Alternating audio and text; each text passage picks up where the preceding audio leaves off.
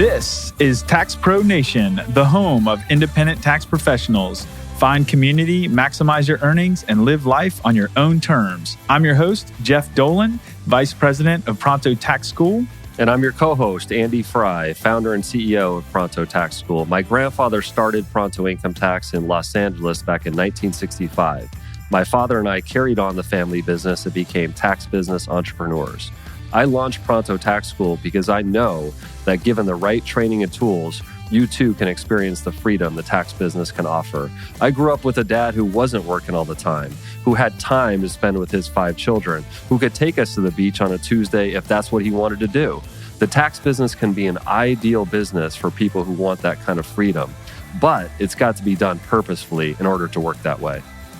And that's why we're here, to help you navigate your journey as an independent tax professional. Don't do it alone. Join the nation.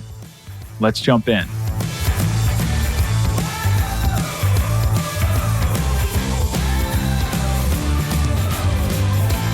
We are here in lovely Orlando, Florida, for a conference, the Chauncey Hutter Jr. Conference Success Summit. And we have the opportunity to be here with Teowonna Clifton, a lovely member of the Pronto family. And she's been with us several years now as a student, taking our courses. And we're just so happy to be here with you. And good morning. Good morning, and it's my pleasure to be here. Thanks for joining us, Teowonna. Thank you. Now, your company is called Simply Taxes of South Carolina? Yes. Correct. How did you originally get your start in the tax business? Well, I worked 7 years with H&R Block. I took the H&R Block tax preparation course. I worked 7 years with them, enjoyed it tremendously, but then there was like a shift in the industry with the emergence of do-it-yourself taxes, and things started to get a little rocky. Commission checks were not like they used to, so I just took that opportunity to just start doing it a little bit myself from my home. Now, I know you have a lot of respect for H&R Block and look at that time in your career very positively. Absolutely. Which not all independent tax pros do. I think that's important to have that respect. And I'm curious as to, now that you've been on your own, but also with that experience at H&R Block, what were the main 1 or 2 things that you learned while you were there that are helping you now? I think it's important to say that I worked for just a couple of weeks with an independent tax preparer after about 14 years, 7 with H&R Block, 7 on my own. And I worked just a few weeks with the independent tax preparer. And that's when I truly realized the benefit of H&R Block. It's kind of like corporate America versus small business America. At H&R Block, at that point, I just realized that the structure that H&R Block provided me, the process, the systems that H&R Block just kind of instilled in me, just taught me. I didn't know how important that was until I worked in an office that was just a little different. And so whenever I started to build my business, I wanted to build that structure. I wanted to build those systems in with the whole process. And so you're in South Carolina? Columbia, South Carolina. Tell us how you got started. Okay, well, with my own office, yes. My company, Simply Taxes of South Carolina, we share the building with Wash World of Columbia. And my very first year in business, I was actually inside a 2-story office building. No traffic, nobody, just popping in to say, hey, can you do my taxes? So this is my first year out, and I was really trying to determine how I want to proceed. I had the staff in place. I had the processes. Everything was in place, but the people just never came. Did you have a sign outside? I had a sign. I had a sign. Signage was there.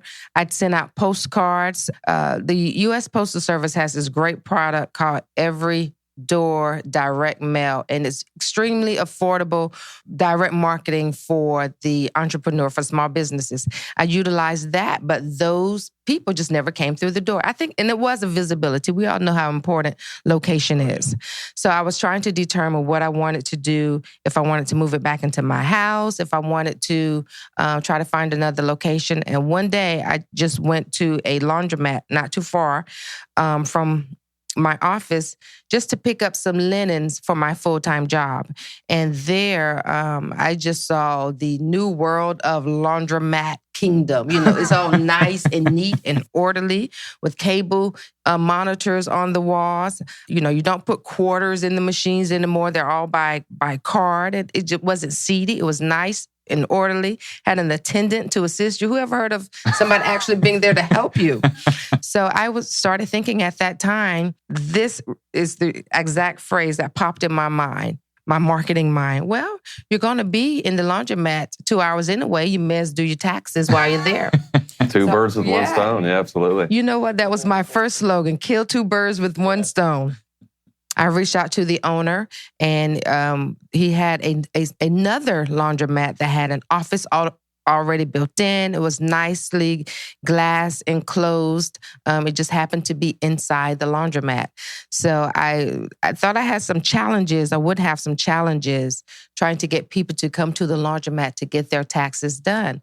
So my strategy was to get the people that are in the laundromat out of the laundromat and into my tax office. So that was my primary strategy. That was my whole marketing routine. Everything else was out the window. It's just get those people that walk through that door to do their laundry into my tax office. And so now you had a full-time job, right? Yes. This whole Still time. have that full-time job. And you had that when you were working at H&R Block? Yes. Okay, so tell us kind of your hours. How did you manage that? Well, at H&R Block, of course, it was not when I was with H&R Block, it wasn't a problem because, still the same thing, 5 until 9. But H&R Block makes sure you have plenty of clients coming in through the door. I was working for an insurance company at the time, and I did disclose that I work part-time, but they don't care what you do after hours. Now, with my current position, I'm the marketing communications manager for a small business, and it doesn't really have the same parallels as the larger company. So I am walking a bit of a tightrope here. I'm trying to grow my business while working full-time and actually helping someone else grow their business. As an employee, that really is what your only goal is. Your job there is to help the business owner grow their business. So I'm trying to keep my business on the down low, because I am at the same time you're trying to publicize. Yeah. And that is like completely and totally juxtaposed to each other. So that has been a challenge. Are you somewhere in your tax career and feeling lost with what to do next? Do you sometimes wish you had a map to show you your next step to reach your full potential as a tax professional? Here at Pronto Tax School, we have developed that guide. We call it the Pronto Path, and we want to share it with you for free. Go to taxpronation.com/path right now. So something that a lot of our audience can be able to relate to is starting your tax business when you have a full-time job, another full-time job. Terrific accomplishment to build your business to where it is now. At the same time, I know, Teowonna, that that there's another level you can go to in your business. And so that's why we were talking about this acceleration step, where we're looking at raising prices. So you feel like your current prices are probably pretty low relative to the market, and also finding that highly profitable niche. So tell me about, is that where you see yourself now? And maybe what are some of your main challenges, and also something that you're excited about being at that step of your business? That is definitely where I am right now in my business. Finding that niche, and I've carved that out. I've decided to provide tax preparation for entrepreneurs. You've talked about it. Any other business podcast has talked about the fact that entrepreneurs, whether it's a side hustle, whether it's a small business, whether it's, whatever it is, whether you are part of the gig economy, everybody nowadays really has something else, something extra, some kind of a passion project that they're working on. And that's the whole definition of an entrepreneur. So that's what I've identified as my niche. I've already redone my website, my Facebook, everything has already been changed with that entrepreneur in mind. And one of the things that you said, perhaps on that particular episode for that step, is that the individuals will continue to come. That means I will still go into the laundromat every single day to talk to the people that are in there to keep that business flowing, but also reach out to entrepreneurs through my direct marketing efforts. So that's where I am in carving out that niche. And as far as pricing goes, I've got to increase my prices. You know, when your first year in business, you're really trying to find anything to get people to walk through the door. And oftentimes that is your price. You know, you want to be the low cost leader, but no, you don't, not really. Because whenever you add it up, you have to pay the bills. You know, in August, nobody's getting their taxes done in August, but that rent still has to be paid in August. And that $139, that $189 is not going to enable you to pay your rent. In the middle of the summer when taxes is the last thing on anyone's mind. You know, and you said something that really changed my mindset when it comes to that. You said, you know, we make it January through April and we spend it May through December. And that is very true. So the price has got to change. I'm just going to have to find a way to, well, there's no way to break it to them. You just tell them that this is the price. There's been a policy change, et cetera, and just move with it. And those who stay, stay, and those who go, go. But the other thing that I have determined that is extremely important for the success and the growth of my business is to expand my hours. It finally occurred to me that in order to grow my business, I have to do that. 5 to 8 and 11 to 5 worked very well for that period of time. But in order to experience true growth, I've got to expand my hours. And I've also come to the realization that that very well may mean me leaving my full-time job so that I can put all of my energy and efforts into my personal business. And it's a major step. That's a big step, yeah. It's a major step. So we talked earlier about how the elevation step is kind of where you're at, raising your prices. Is that going to help you make that transition? Absolutely. It's going to help me make that transition. Carving out the niche is going to help me make that transition. So I'm hoping, and expanding my hours. So I'm thinking all of those things together, in concert together, will really help me to grow my business to the next level. I've talked to many fellow independent tax business owners, and they've given me a great deal of information, a great deal of insight. I have my 6 months of expenses set aside, in case I need to, or not in case, when I need to pull into that. But I think it's just really time to really just take that leap. So let's go back to when you started.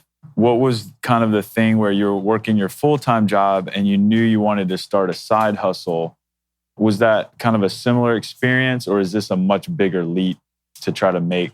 A much bigger leap, because I have so much more riding on it. When you have a full-time job, your salary is extremely important, but what you also realize is that insurance that comes that's a part of that salary is extremely important. And for me, particularly the insurance piece of the puzzle, because that is extremely costly. But even the scare of costly insurance is not enough to keep me from making that leap, because otherwise my business is not going to grow. I'm going to continue to stay at this level.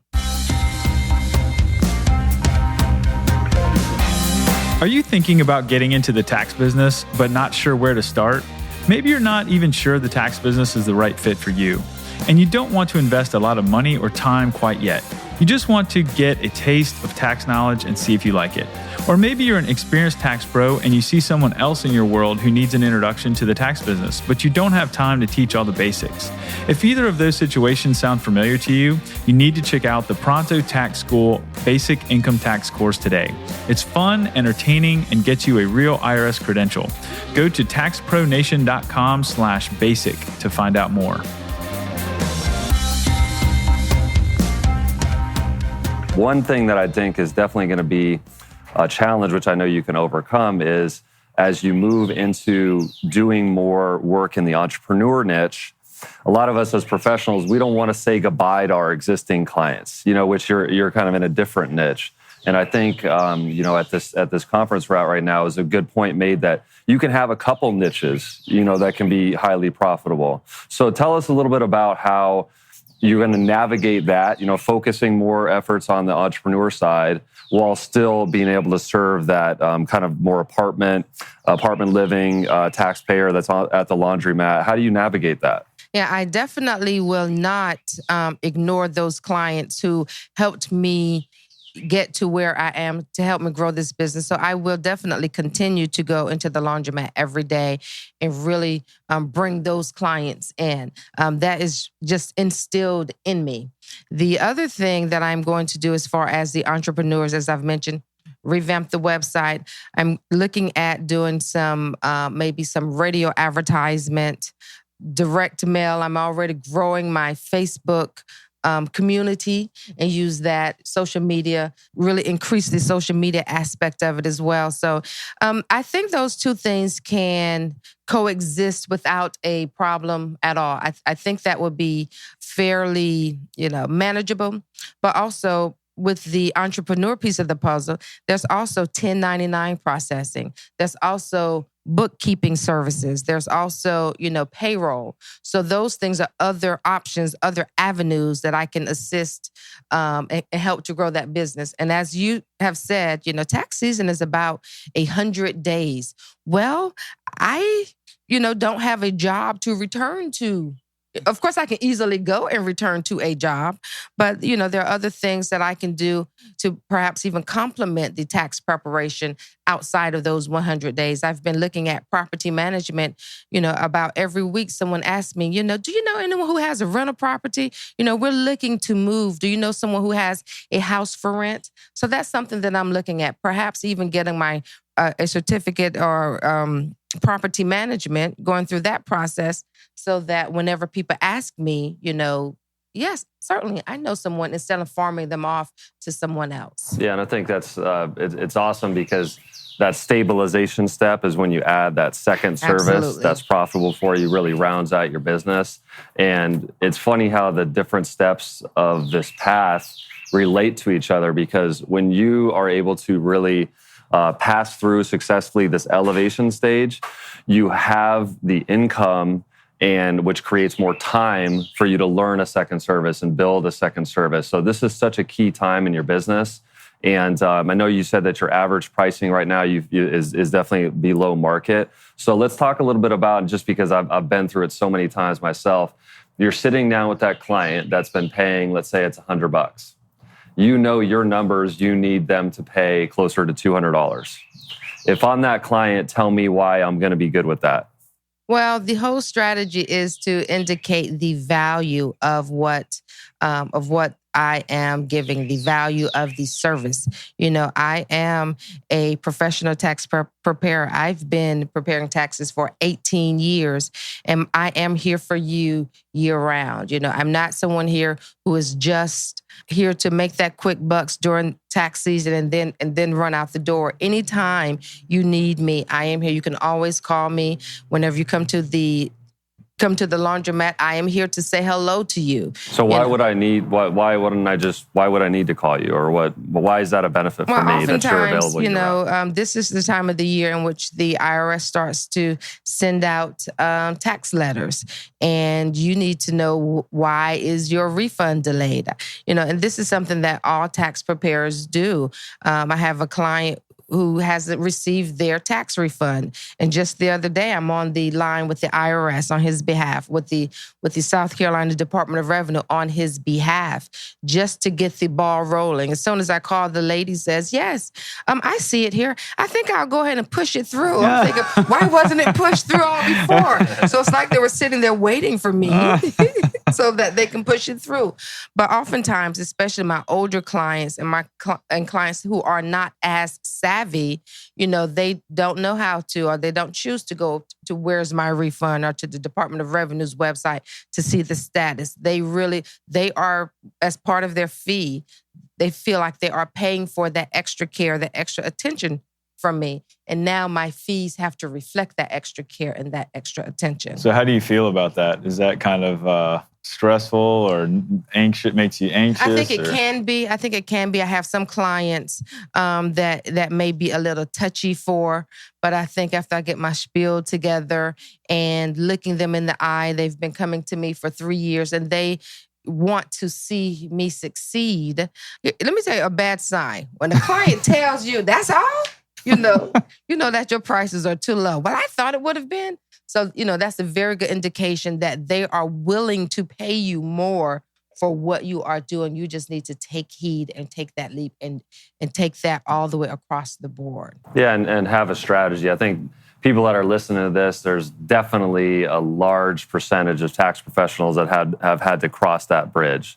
And there definitely can be some anxiety, associated with it. But I love just from your, marketing and sales mind, how you brought up a story of how you being available year-round. Because again, if you've been doing taxes for 18 years versus 3 years, or you're available year-round or you're not, if I don't know what that means for me, like if I needed you at this time, why would I need, help me understand? And a lot of people don't realize that is a huge part of the value these days of using a tax professional, is if you get some letter you can't understand, it's actually taken care of. You have somebody you can trust. So I think that conversation is going to be so... I think you're gonna crush it on that conversation because you have the value.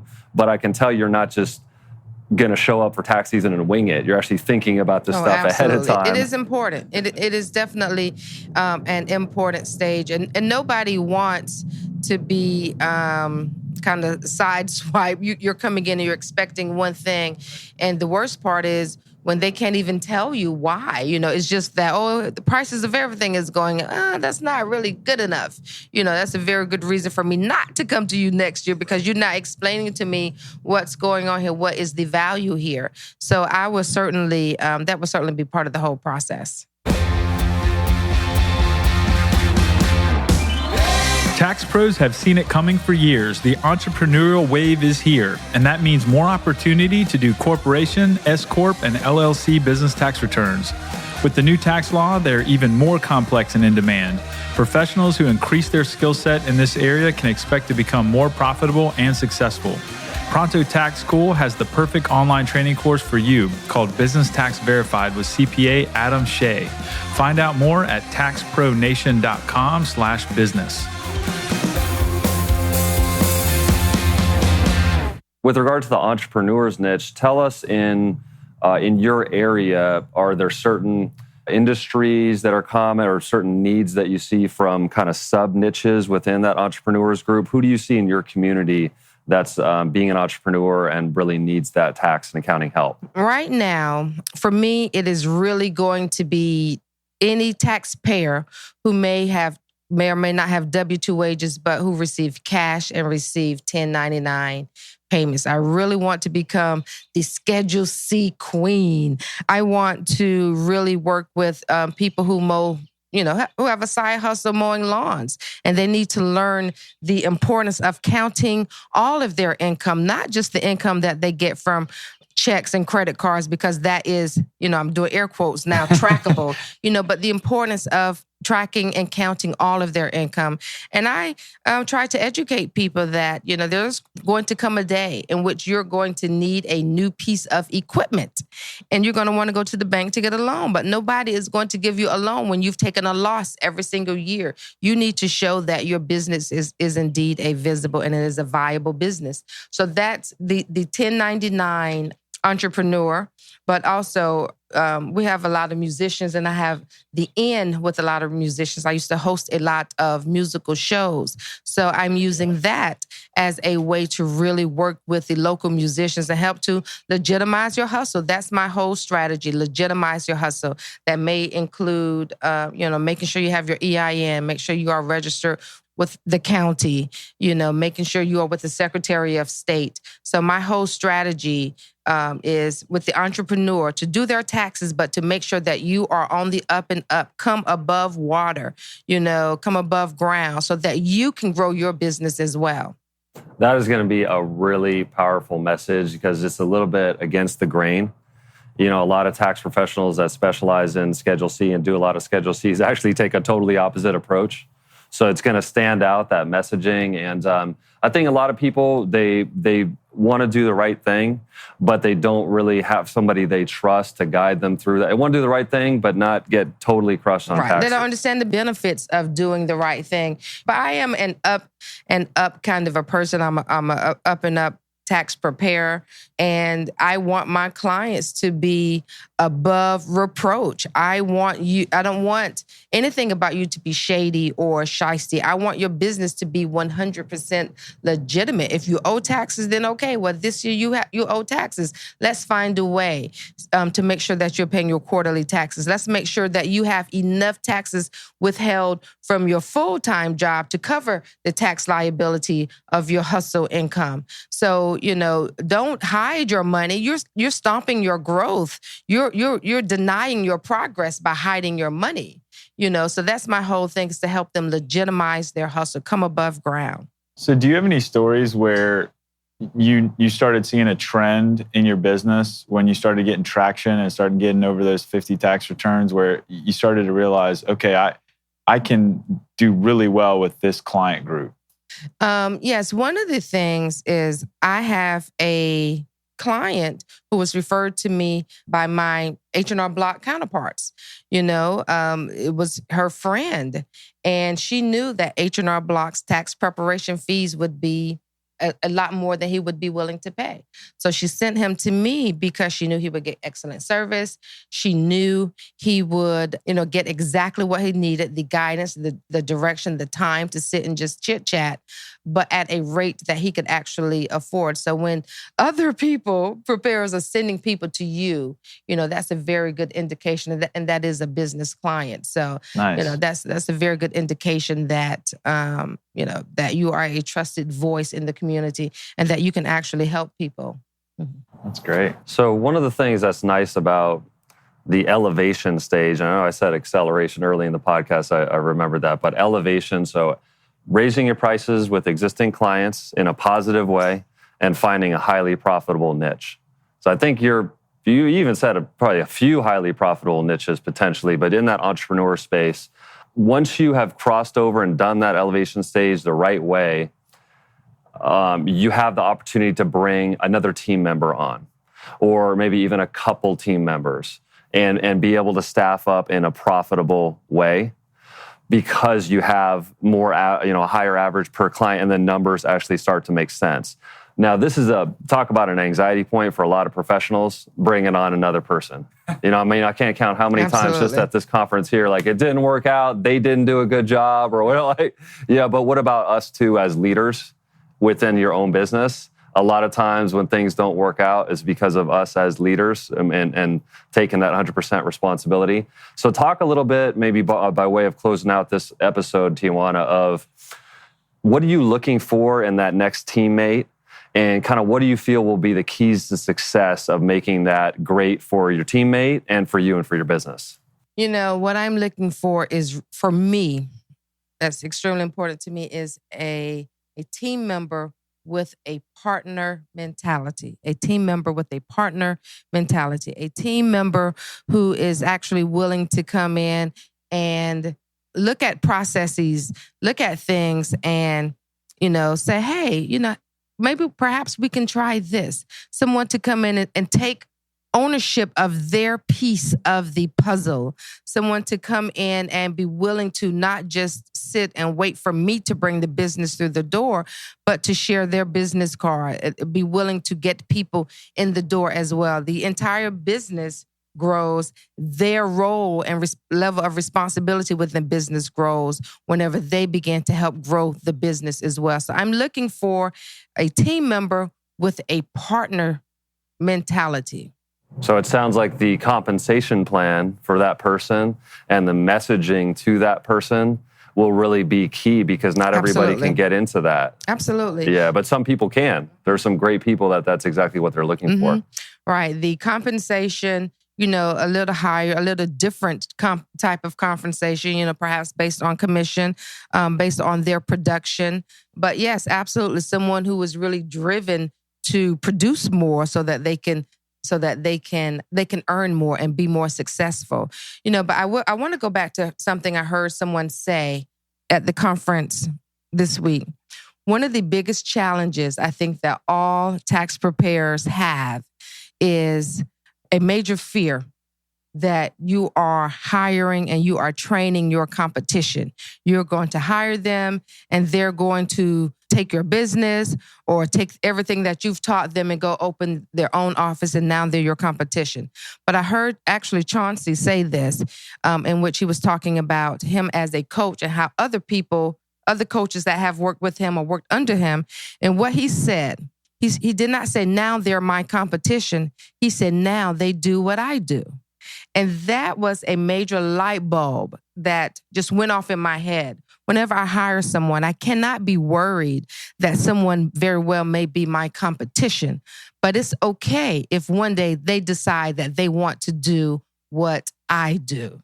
I'm laying the foundation for another entrepreneur. So that really helped me to just change my thought process about that, because there's absolutely nothing in this world that you can do about somebody else wanting to do what you do, somebody else wanting to have their own business and be an entrepreneur and make their lives better. And they'll thank you for helping them get started. Absolutely. Yeah. So, well, this has been a great conversation, Teowonna. Thank you for spending the time with us. I know we stepped out from the conference to interview, and just thank you for your time. Thank you all. It's been an absolute pleasure. I love being a part of the Pronto Tax team. Many of the opportunities that you all have, I take advantage of them because I know that I am supporting entrepreneurs, but it really helps me to grow my business as an entrepreneur as well. Yeah, and you've been setting an example, within the community. And I think for this elevation stage, especially with those things of, raising your prices with existing clients, finding that highly profitable niche, we'll be looking for you to set an example for a lot of other people in the community that maybe need to do those same things. And so we'd love to have you back on maybe after you've done that and tell us how it went. I'm looking forward to it. I'm pretty sure I have plenty of lessons to share. So no pressure though, but we're all counting on you. Look, good or bad is going to be lessons to share. Thank you all.